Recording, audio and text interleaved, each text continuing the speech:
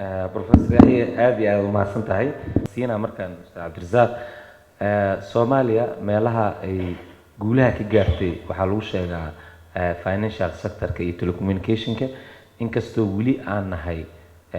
way behind wad iska tabar yaraato laakiin shuruuc badan la ansixiyay wax badanna financial sector-ka especially bankiska iyo xawaalada iyo waa la garab istaagay marka doorka dawladda ee ku aadan advocacy-ga ama in la dhiirigeliyo financial sector-ka Soomaaliya waxaan rabay meesha inaan soo geliyo dawladda Soomaaliya waxay soo saartay report oo arrimaha qataraha national risk assessment-ga la xiriira iyo dhibaatooyinka marka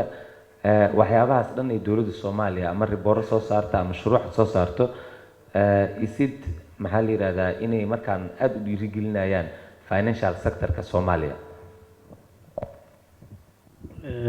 سياسيين ما سنتا مركلة مدة كلاته كوسابسن شرعيا يو وحيالها هذا معركتي السعودة ورسل السكور راعي بروتكشن لقاهم مارمو أيضا طبعا واحد قانون أنا للجبينين in protection laws سميه local محل businesses كا كستا سميسا examples ka waa badan yihiin maaragtay taramale anaga as banks sida uu professorku sheegay waxoogaa cabsida nagu taagan waxa waaye sharciga hadda la sameeyey ee bankiga dhexe sameeyey licensing-ka foreign banks-ka ku xadidaya specific area ay ku ciyaaraan أنا وحنا أمسنا مركب كوبات كم فيلنا مركب لبعضنا فلنتيسا وكعب سنينا إنسفي عن لو فلواه مركب كوبات كم فيلنا مع عدا سدا آد ومع عدا راهضو سدا الله ريستريكت كرينايو وده ما قالوا حس سمايان فوريان بانكس كا يمركب ريستريكشن كسماينايان وحال حددا number of branches كا أي فرانكران it's like diyaaradaha kale waxaad dhihi kartaa waddankayga aniga waxaa imaan kara oon kuu ogolahay sitimaankii 2 flight bangiyadana sidaas si la eego wadamada qaar waxay sameeyaan waxay yiraahdaan waxaan kuu ogolnahay 10 branch 20 branch ka badan ma samayn kartid qaar kale waxay yiraahdaan productigaas waxaan ahayn ma samayn kartid oo productiga waxaa laga wadaa tusaale ahaan investment aan samayn kartaa you are investment bank tusaale ahaan dad uma lacag siin kartaa adigu maaragtay oo investment bank yaa tahay wixii la xiriira investments iyo waxaas waa samayn kartaa laakiin other activities-ka oo bangiyada ma samayn kartid taasna hab kale oo loo restrict gareeyo waaye hab saddexaad oo loo restrict gareeyo foreign banks-ka waxa waaye in la yiraahdo waxaad la macaamili kartaan kaliya company assets-kiisu ay dhan yihiin x amount of money bas individuals lama macaamili kartaan companiyadana kuwa intaa ka yar lama macaamili kartaan taasna waa habab la isticmaalo oo practical ah oo wadamo badan ka jira anaga sharciga hadda la qoray root restriction-ka uu sheegayaa corporate uu ku xadidayaa oo individualska iyo corporate-ka uu kala soocaa wuxuu leeyahay foreign banks waxay la macaamili karaan oo kaliya corporateska ama shirkadaha marka sababta aan u leenahay kuma filna waxa waaye horta marka koobaad Soomaaliya corporate-ka iyo individualku aad uma kala socna aniga magacayga Cabdirasaaq baa leeyahay individual ahay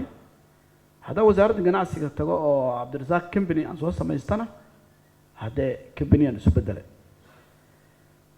كمبنية أسد كيسة شرعي أنه كهلا يسوق كله كمبنية لما عامل كرو أسد كيسة إلى أنتوا اللي إجي هاي وكهلا يا لكن أيضا هو كرت شيء بلو أنا واحد عن له اعتقادنا ماله سو ماله ممكن واحد بدنا مرة كور كريسنا وعندي كرا أنا أي كواليفاي وبكسر بيحكي كرا شروطي أو هدي مثلا شروط كمبني كنتم كبدنا له كليا معاملة أنا وحنا له وعليه كنتم sideed ku leedahay statement waan keensanayaaba oo anu wadaan rabaa aan macbilaystay wadanka waa iska warqabnaa moogtahay marka sharcigu waa caato markii dee run la sheego haddii aynu isu qurxinayna baasha waa wax kale sharcigu laakiin waa caato oo maaragtay si wanaagsan uma dul istaagayo restrictions labo sida loo fulin lahaana waa ka cabsanaynaa anaga ma la fulin doonaa mise lama fulin doono walwalaa ka jira muxuu yahay walwalka ka jira in la enforce garayn waayo soomaaliya meeqa sharci oo la enforce garaynaa jirta imise sharci jirta oo la enforce garayna waa dhaweytaa waxaan arkayay dad ka cabanaya waxay investigaraysteen franchise company waxay ka iibsadeen franchise company fast food waa halkan ay keensadeen markay keensadeen unbaa magacoodii qolo kale ayaduna ay ku furatay dukaan ABC company ninkan wax lacag uguma fadhiso ninkanna $100,000 oo franchise kusoo iibsaday dawladdiina kama dhicin karto marka maxkamad isla taga maxkamadii waanu ka warqabnaa xaaladooda iyo jawigooda marka ضعف الطالب والمطلوب meeshaasaan joognaa anaga waxba yani lama enforce garayn karo realityga grownka yaalana waa midkaas sharcigaas in la fuli waayana waxay keenaysaa inay foreign bankski wax allaala waxay rabaan ay iska sameeyaan kan waxaan dhihi lahaa sharcigu isaguna waa caato tan labaadna waxa waaye enforceability-giisana 100,000 oo su-aalaa kor saaran oo lama huba in la fulin karo sida sharciyo badan ba aan loo fulin oo kan hadda copyright-ka iyo aan ka hadlayna ay ka mid yihiin waa mahadsantihiin Ustaz Cabdirasaaq waa aad iyo aad adigana u mahadsan tahay Professor Yaxya Caamir specific question ma weydii doono laakiin si guud in final remarkskiisii la xiriira dooda inuu soo gudbiyo insha Allah soo dhawaas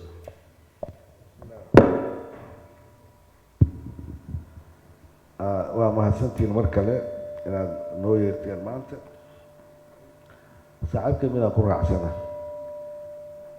accepted iyo approved labay kala tahay sharcigaas waa la aqbalay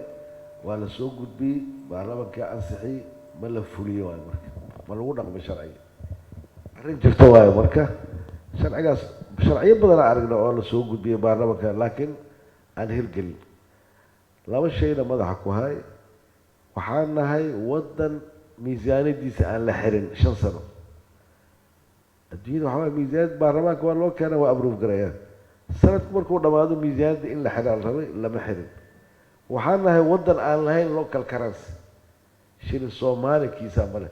wadamada kale oo aan la mucaamilayno oo dhan waxay leeyihiin lacagtooda adiga shilin Soomaali ma qabtid dhaqaalaha wuxuu ku xiriyaa marka lacag dad kale haystaan qiimahan oo marna kici karta marna digi karto haddii doolarka uu si noqdo toosoo kuu saameynaa bolosi kaaga degsanna ma jirto lacagtaas dhibkaas waa jiraa ogaan la-aan kale waa jirtaa oo ah dhaqaaleynaba warkama haynaba inta badan ayaa horumaraan soo qoraa lagu qabsanayay waxa ugu badan oo Soomaaliya laga dhoofiyo sanadka waa dahaba ere waa dhacay marka waa lagu raacay in dahab laga dhoofiyo waddanka waxaan dhihi jirnay xoolaha nool iyo mooska iyo hadda la joogo dahaba ugu badan qiimo ahaan wax waddankeena laga dhoofiyo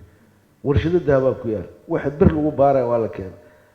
waxaa laga yaabaa hay-ada ku shaqalaaba inayna ogeyn iidan tan kale saaxiibka wuxuu ka hadlay eeya xalana joogo nin wasaaradda amniga arka waxaan iri inuu eeyahaasaa jiro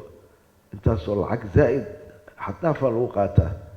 war waxaan eeya bakaari jiifa iyo lambar 4 waana loo tababaraya kana Norway marka shidaalka loo soo saaray waxay tiri shidaalkayga iska qaata 10 sano laakiin 10 sano kadib waxaan rabaa dad Norway oo loo tababaray warshadaha inay suubiyaan inay soo baaraan inay kadibna iyagu ay la wareegaan shaqada ninkii maal hore arkay dhowr eeyaa lagu khasba hadda kuwa meelaha jiifi jiray